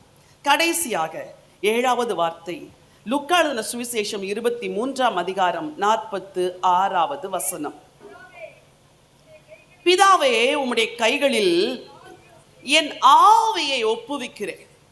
ஏன் இந்த வார்த்தைகளை ஆண்டவர் சொன்னார் என்றால், நம்ம எல்லாருமே ஒரு ஸ்பிரிட் பீயிங். சொல்லுங்க, நம்ம எல்லாம் யாரு? ஒரு ஸ்பிரிட் பீயிங். ஒவ்வொருவருக்கும் ஒரு பாடியை கொடுத்து வச்சிருக்கிறார். நமக்குள்ள இருக்கிற ஆவி தான் த ரியல் பர்சன். புரியுதா? அப்ப இயேசு கிறிஸ்து ஆவியில் இருந்த அந்த தேவகுமாரன் பூமியிலே ஒரு சரீரத்தை எடுத்து வந்தார். இப்போ அவருடைய உலக வாழ்க்கை முடிய போகிறது. தனக்கு இந்த புவி வாழ்வை கொடுத்த பிதாவினிடத்தில் தன் ஆவியை ஒப்புவிக்கிறார். உங்க வாழ்க்கையில கூட ஒப்புவித்தல் என்பது ரொம்ப மிக முக்கியமான ஒரு காரியம். சில காரியத்தை கர்த்தருடைய கரத்துல சரண்டர் பண்ணணும். பலரும் வயது முதிர்ந்தவர்கள் சிலர் ரொம்ப சிக்கா இருக்கும்போது, ஐயோ எங்க அப்பா எனக்கு வேணும், எங்க அப்பா எனக்கு வேணும்னு சொல்லி அவங்களுக்காக ஜோம் பண்ணி மாசக்கணக்கு ஐசியூவில் வச்சு வென்டிலேட்டரில் வச்சு அப்படிலாம் தவிக்கும் பொழுது கடைசியில் சோர்ந்து போய் வந்து கேட்பாங்க, அம்மா நாங்கள் என்ன பண்ணனே தெரியல, லட்சக்கணக்கில் செலவு பண்ணிட்டோம், காப்பாற்றவும் முடியல, அவர் பிழைக்கவும் இல்லை, போராடி ஜபிக்கிறோம், கர்த்தர் ஜீவனை தரலன்னு சொன்னா நான் ஒரே ஒரு ஆலோசனை சொல்வேன், கர்த்தருடைய கரத்தில் ஒப்பு கொடுத்துருங்க. உங்களால் என்ன முடிவெடுக்க, வென்டிலேட்டர்லேருந்து எடுக்கவா வேண்டாமான்னு தெரியல, ஆண்டவர் கையில் ஒப்பு கொடுத்து விடுங்கள் என்று. இதை போல ஒப்பு கொடுத்த பலருடைய வாழ்க்கையில் நான் பார்த்துருக்கிறேன். அடுத்த நாள் அதுக்கு அடுத்த நாள் அந்த ஆத்துமா சமாதானத்தோடு கர்த்தருடைய ராஜ்யத்துக்கு கடந்து செல்லும். அப்போது ஒருத்தர் ஒப்பு கொடுக்காத வரைக்கும் அந்த ஜீவன் போராடி கொண்டிருக்கிறது. அவர்களுக்கு வேதனை, வலி, துன்பம், கஷ்டம். இன்னைக்கு நான் சொல்கிறேன், இது ஒரு ஜீவனுக்காக மட்டும் இல்லை, உங்கள் லைஃப்பில் என்ன பிரச்சனையாக இருந்தாலும் போராடி ஜோமணி பார்த்துட்டு இனிமே என்னால் முடியாத ஆண்டவரே உங்கள் கைகளில் ஒப்பு கொடுக்குறேன், நான் அமைதியாக வாழ போகிறேன், இதனாலேயே எனக்கு ஸ்ட்ரெஸ், இதனால ஆன்சைட்டி, இதனால பிரச்சனை, இனிமே வேண்டாம், யோசிக்க போகிறதே இல்லை, I just surrender my life to you. ஆண்டவர் இயேசு எல்லாத்தையும் முடித்த பிறகு இப்போ எனக்கு இந்த பூமியில் நீங்கள் கொடுத்த என் ஆவியை நான் உங்கள் கைகளில் ஒப்பு கொடுக்குறேன் பிதாவே என்று சேஃபாக பிதா கையில் கொடுத்துட்டார். ஆவியை ஒப்பு கொடுத்து சத்தமாய் கூப்பிட்டு ஜீவனை விட்டார் அப்படின்னு நம்ம வாசிக்கிறோம்.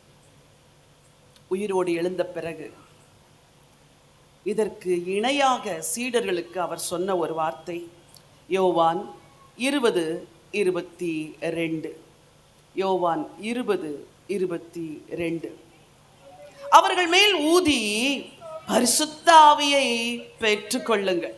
நான் ஏன் ஆவியை பிதா கையில கொடுத்துட்டேன், பிதா வேறு ஒரு ஆவியை உங்களுக்கு கொடுக்க போகிறார். நீங்க இந்த உலகத்துல உங்க ஆவியால நீங்க வெற்றி உள்ள வாழ்க்கை வாழ முடியாது.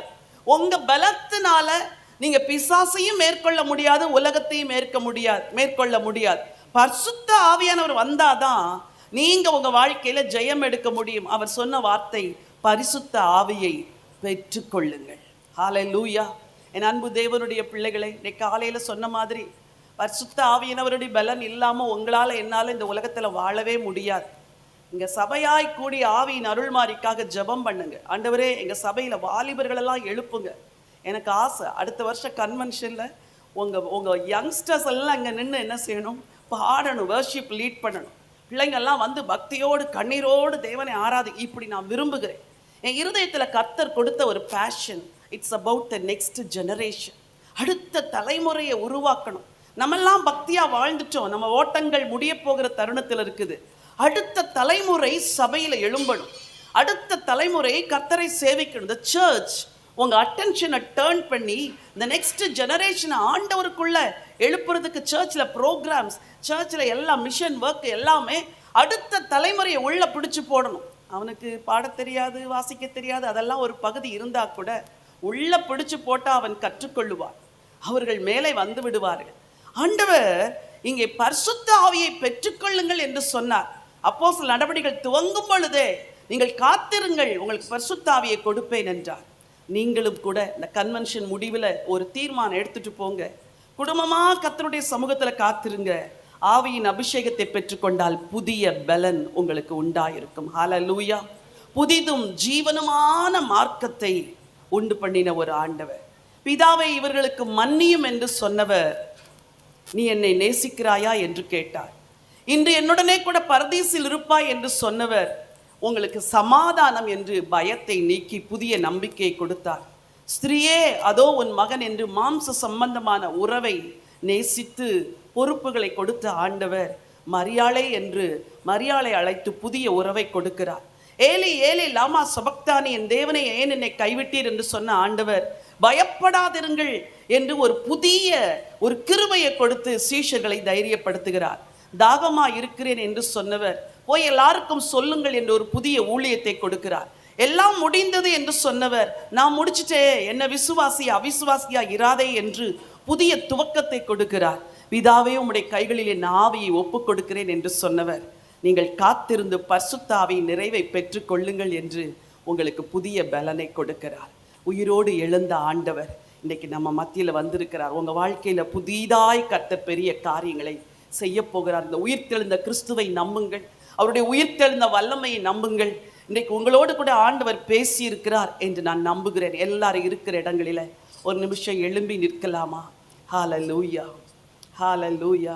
சி மைனர் வாயை திறந்து ஹல்லேலூயா. எல்லாரும் கர்த்தருக்கு நன்றி சொல்லுங்க. ஆண்டவரே, நீங்க சிலுவையில பட்ட பாடுகள், நீங்கள் அடைந்த வேதனைகள் எல்லாம் எனக்கு ஒரு புதிதும் ஜீவனுமான மார்க்கத்தை கொடுத்திருக்கிறதற்காய் நன்றி. குற்ற மனசாட்சியோடு இருந்த பேதுருவை பார்த்து, நீ என்னை நேசிக்கிறாயா என்று கேட்டீங்களே, நான் உங்களை நேசிப்பேன் ஆண்டவரே. உங்க புதிய அழைப்புக்காக நன்றி ஆண்டவரே. சிலுவையிலே அறையப்பட்ட கல்வனிடத்தில் நீ என்னுடனே கூட பரதீசில் இருப்பாய் என்று சொன்னவர் மரண பயத்தை எல்லாம் நீக்கி புதிய நம்பிக்கையை கொடுக்கிறதற்காய் நன்றி. மரியாளை என்று அழைத்து ஒரு புதிய உறவை கொடுக்கிறதற்காய் நன்றி. உங்களுக்கு சமாதானம் என்று சொல்லி ஒரு புதிய பலனை நம்பிக்கை கொடுக்கிறதற்காய் நன்றி. வாயை திறந்து சொல்லுங்க. உயிரோடு எழுந்த ஆண்டவரே, எனக்கு நீர் புதிய ஊழியத்தை கொடுத்திருக்கிறீர். நீங்கள் போய் சொல்லுங்கள் என்று சொன்னீர், நான் இனிமேல் சொல்லுவேன் ஆண்டவரே. ஒரு புதிய துவக்கத்தை கொடுத்து அவிசுவாசியாயிராமல் விசுவாசியாயிரு என்று சொன்னீங்க, உங்களுக்கு நன்றி. உடைய ஆவியின் பலத்திலே இனிமே நான் வாழுவேன் ஆண்டவரே. கர்த்தருக்கு எல்லாரும் நன்றி சொல்லலாமா? சிலுவையில் மொழிந்த 7 மொழிகள் எல்லா சீஷருடைய வாழ்க்கையில புதிய திருப்பத்தை கொண்டு வந்தது. அந்த இயேசு இன்றைக்கு நம் நடுவிலே வந்திருக்கிறார். உன் அருகிலே வந்து நின்று அவிசுவாசியாயிராமல் விசுவாசியாயிரு என்று சொல்லுகிறார். பயப்படாதே என்று சொல்லுகிறார். நான் உன்னை கைவிடுவது இல்லை என்று சொல்லுகிறார். நீ என் ஆட்டுக்குட்டிகளை மேய்ப்பாயாக என்று சொல்லுகிறார். ஹல்லேலூயா, ஹல்லேலூயா. எல்லா மரண பயமும் விலகுகிறது. நீ பயப்படாதே என்று சொல்லுகிறார். தைரியமாயிருங்கள், நீங்கள் புறப்பட்டு போய் ஊழியம் செய்யுங்கள், நான் கூட இருந்து அற்புதம் செய்வேன் என்று சொல்லுகிறார். ஆண்டவருக்கு நன்றி சொல்லுங்க, கர்த்தருக்கு நன்றி சொல்லுங்க. கர்த்தர் செய்த எல்லா நன்மைகளுக்காக நன்றி சொல்லலாம். வாயை திறந்து எல்லாரும் கர்த்தரை ஸ்தோத்திரம் பண்ணுங்க. கர்த்தர் சொன்ன வார்த்தையில் இருக்கிற ஆசீர்வாதங்கள் இன்னைக்கு உங்க சிரசிலே வரும்படி நான் உங்களுக்காய் ஜெபிக்க விரும்புகிறேன். உங்களில் அநேகர் அவிசுவாசத்தோடு வந்தீர்கள், பயத்தோடு வந்தீர்கள், பலவிதமான குற்ற மனசாட்சியோடு கூட வந்தீர்கள். உங்கள் வாழ்க்கையில என்ன செய்ய போகிறோம் என்று தெரியாமல் வந்தீர்கள். இன்றைக்கு நான் சொல்லுகிறேன், புதிதும் ஜீவனுமான ஒரு மார்க்கத்தை உண்டு பண்ணி இருக்கிறார். உங்களுக்கு புதிய பாதை திறக்கப்பட்டிருக்கிறது, புதிய வழி திறக்கப்பட்டிருக்கிறது, புதிய நம்பிக்கையை உயிரோடு எழுந்த ஆண்டவர் கொடுத்திருக்கிறார். இந்த புதிய கிருபைகளை பெற்றுக்கொள்ளுங்கள். இயேசுவே, என்னை பெயர் சொல்லி அழைக்கிறீரே. அன்றைக்கு மரியாளை என்று அழைத்தவர் இன்றைக்கு உங்க பெயரை சொல்லி உங்களை அழைக்கிறார். என் மகனே, என் மகளே என்று அழைக்கிறார். இந்த ஆண்டவருக்கு நம்ம நன்றி சொல்லலாமா? ஹல்லேலூயா. ஆத்துமாவே நன்றி சொல்லு உள்ளத்தோடு, ஆத்துமாவே நன்றி சொல்லு முழு உள்ளத்தோடு.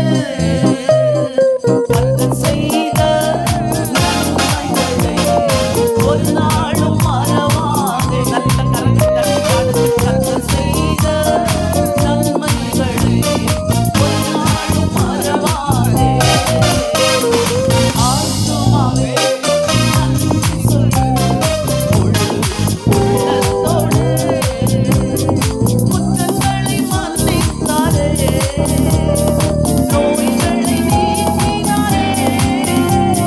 குற்றங்களை மன்னித்தாரே, நோய்களை நீக்கினாரே.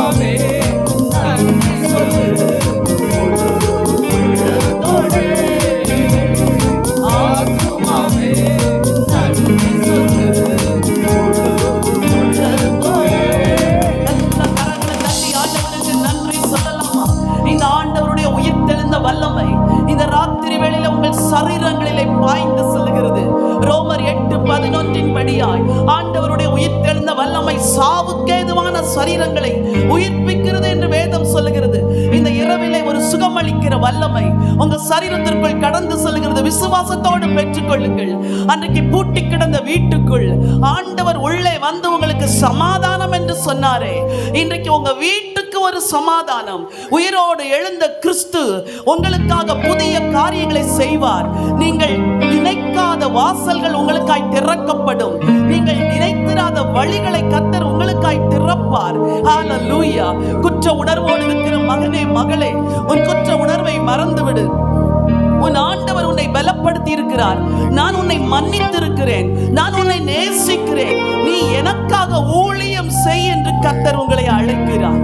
இந்த ராத்திரி வேளையில எத்தனை பேர் ஒரு விசை உங்க வாழ்க்கையை கர்த்தருக்கு ஒப்பு கொடுக்க விரும்புறீங்க? ஆண்டவரே, இந்த உயிர்த்தெழுந்த கிறிஸ்து கல்வாரியில் தொங்கின ரட்சகர் எதையெல்லாம் எனக்காய் செய்து முடித்தாரோ அதை நான் பெற்றுக்கொண்டு நான் சும்மா இருக்க மாட்டேன். ஆண்டவரே, எல்லா கண்களும் மூடி இருக்க நேரத்தில் உங்கள் வலதுகரம் ஆண்டவருக்கு நேராய் உயர்த்தப்படட்டும். ஆண்டவரே, நான் உமக்காக ஏதாகிலும் செய்வேன். எல்லா கண்களும் மூடி இருக்கட்டும். It's the time between you and God. உங்களுக்கும் ஆண்டவருக்கு இடையிலான ஒரு நேரம். ஆண்டவரே, நான் உமக்காக ஓடுவேன் அப்பா, உமக்காக ஏதாகிலும் செய்வேன், உமக்காக நான் உழைப்பேன். எனக்கு புதிதும் ஜீவனுமான மார்க்கத்தை திறந்திருக்கிறதுனால் உங்களுக்கு நன்றி அப்பா. கோடான கொடி ஸ்தோத்திரம், கோடான கொடி ஸ்தோத்திரம். தங்களை ஒப்புக் கொடுக்கிற ஒவ்வொரு பிள்ளைகளையும் குடும்பத்தையும் ஆசீர்வதிங்கப்பா. இவர்கள் எழுந்து உம்முடைய ராஜ்யத்தின் பணியை செய்யட்டும். புறப்பட்டு போய் சகல ஜாதிகளையும் சீஷராக்குங்கள் என்று சொன்னீரே, செய்யட்டும் ஆண்டவரே. கடைசியாக ஒருவேளை இந்த கூட்டத்திற்கு இன்றைக்கு புதிதாய் யாராவது வந்திருப்பீர்கள் என்றால், என் வாழ்க்கை பிரச்சனைகள் போராட்டத்தில் இருக்கிறது, இந்த இயேசுவை குறித்து சொன்னார்கள், நான் இங்கு வந்தேன், இந்த இயேசு என் ஆண்டவராய் என் இருதயத்தில் ஏற்றுக்கொள்ள விரும்புகிறேன் என்று யாராவது இருப்பீங்கன்னா, எல்லா கண்களும் மூடி இருக்கிற நேரத்தில் உங்கள் வலதுகரத்தை ஆண்டவருக்கு நேராய் உயர்த்துங்கள். இந்த ரட்சகர் எனக்காக மரித்தார், எனக்காக ரத்தம் சிந்தினார், என்னை வாழ வைக்கும்படி அவர் மரித்தார் என்று சொல்லி விசுவாசிக்கிறவர்கள் யாராவது இருந்தா கைகளை கர்த்தருக்கு நேராய் உயர்த்துங்க. அல்லேலூயா. உயர்த்தப்பட்ட கரங்களை பார்க்கிறேன். ஒருவேளை தூரத்தில் ஒலிபெருக்கிலிருந்து என் சத்தத்தை வீடுகளுக்குள் இருந்து கேட்டுக்கொண்டிருப்பீர்கள் என்றால், உங்களையும் ஆண்டவர் அழைக்கிறார். உங்கள் உள்ளத்திற்குள் இன்றைக்கு இயேசுவை அழைப்பீர்கள் என்றால் உங்கள் பாவங்கள் எல்லாம் கழுவப்படும். நான் சொல்ற ஜெபத்தை என் கூட திரும்ப சொல்லுங்க. அன்பின் ஆண்டவரே, என் இயேசு ராஜா, எனக்காக சிலுவையில் மரித்தீர், ஜீவனை கொடுத்தீர். இந்த ராத்திரி வேளையில உம்மை என் உள்ளத்திற்குள் அழைக்கிறேன். இயேசுவே, என் உள்ளத்திற்குள் வாரும். என் பாவங்களை எல்லாம் மன்னியும். என்னை உம்முடைய பிள்ளையா ஏற்றுக்கொள்ளும். நான் கடைசி வரைக்கும் உமக்காக வாழ என் வாழ்க்கையை உமக்கு ஒப்பு கொடுக்கிறேன். இயேசுவே சொல்லுங்க. இயேசுவே, நீரே என் ஆண்டவர், நீரே என் இரட்சகர் என்று உள்ளத்தில் விசுவாசித்து வாயினால் அறிக்கை செய்கிறேன். என்னை ரட்சித்ததற்காக நன்றி. இயேசுவின் நாமத்தில் பிதாவே, ஆமென். இந்த ஜெபத்தை ஆண்டவர் கேட்டிருக்கிறார். கரங்களை தட்டி ஆண்டவருக்கு நன்றி சொல்லலாமா? கோடான கோடி ஸ்தோத்திரம். பரலோகத்தின் தேவனே, நல்ல ஆண்டவரே, இந்த ராத்திரி கன்வென்ஷன் கூட்டத்திற்கு வந்திருக்கிற உங்கள் மக்கள் எல்லாரையும் கர்த்தர் கரம் நீட்டி ஆசீர்வதிக்கும்படியா ஜெபிக்கிறேன். என்னென்ன வாஞ்சையோடு தேவைகளோடு ஜெபங்களோடு வந்தார்களோ, இன்றைக்கு இரவு அவர்கள் சிரசின் மேல் உங்க கைகளை வச்சு ஆசீர்வதிங்க. உயிரோடு எழுந்த ஆண்டவர் பரலோகத்திற்கு கடந்து செல்லும் பொழுது கைகளை உயர்த்தி அவர்களை ஆசீர்வதித்தார் என்று வாசிக்கிறோமே, அதே போல இன்றைக்கு இரவு உங்க பிள்ளைங்களை ஆசீர்வதித்து ஆசீர்வாத நிறைவோடு கூட கர்த்தரை அனுப்புங்கப்பா. இந்த கூடுகையை ஆசீர்வாதமாய் மாற்றி கொடுத்ததற்காய் நன்றி. எல்லா துதிகன மகிமே உங்களுக்கு ஏறெடுக்கிறோம். இரட்சகர் இயேசுவின் நாமத்தில் பிதாவே, ஆமென்.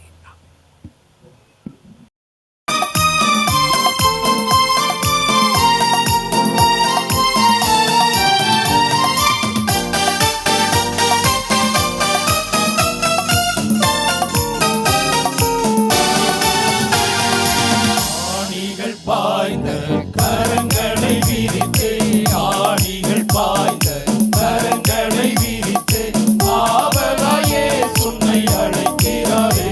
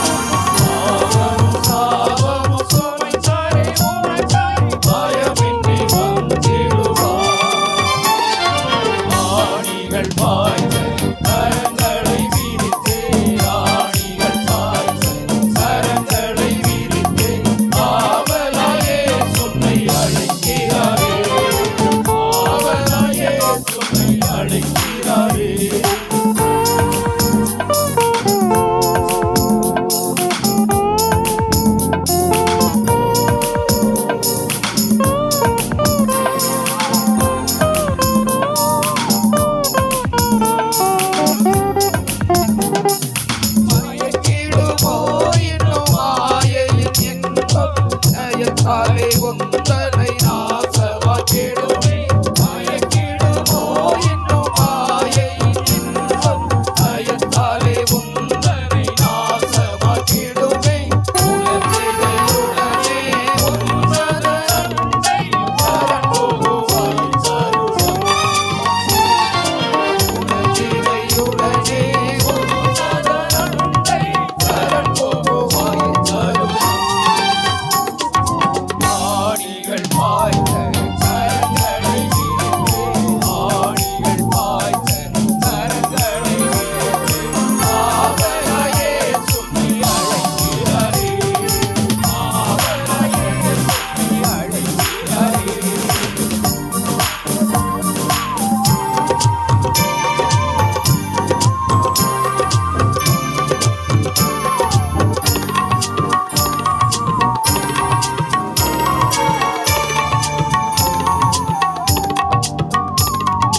பரிசுத்த ஆவியால் பரமனின் அன்பினை பகர்ந்திடுவார் உந்தன் இருதயம் தனிலே.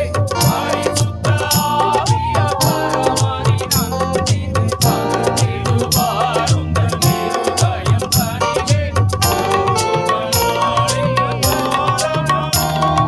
மகிமையும் அழித்திடுவாய். மறுரூபனாளின் நல்லாரமாவே மகிமையும் அழித்திடுவாய்.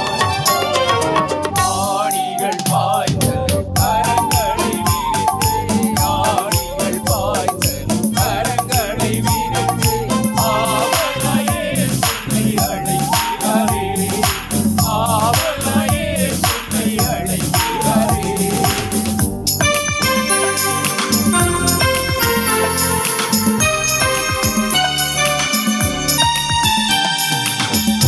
சுவையாது ரட்சிப்பும் தருவோம் இரட்சகர் வேறு இகமதிலுண்டோ.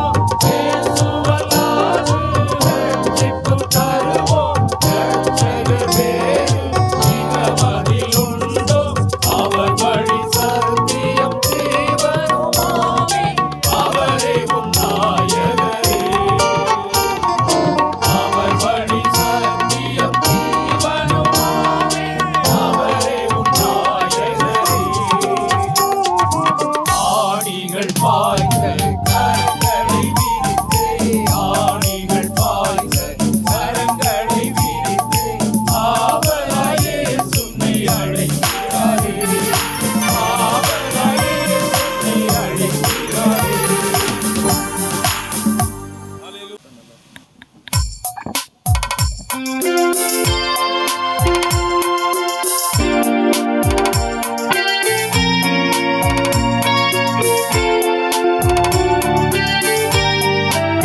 கல்வாரியின் அன்பை நோக்கி, சிலுவையை நோக்கி அவருடைய சமூகத்தில்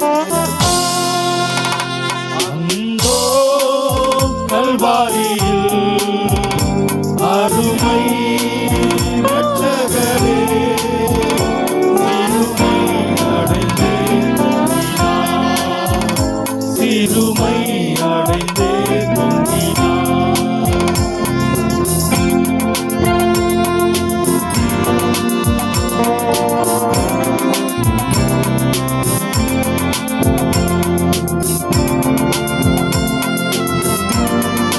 கர்த்தருடைய சிலுவையை நோக்கி நமக்காக அவர் செய்த மீட்பின் திட்டத்தை ஆண்டவர்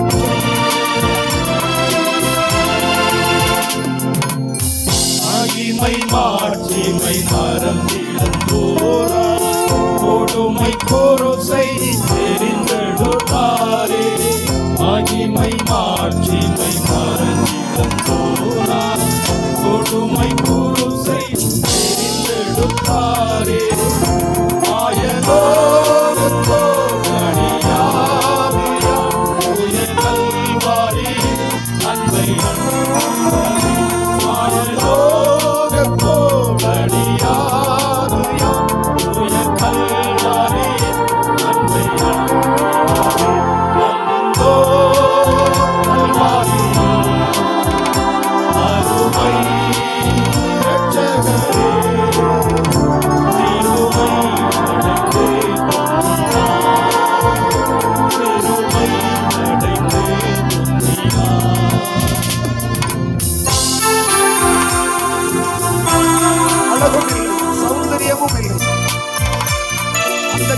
என்றால் எந்தனை நமக்காக பல நிந்தனைகளை சுமந்தவர் 10,000 பேரில்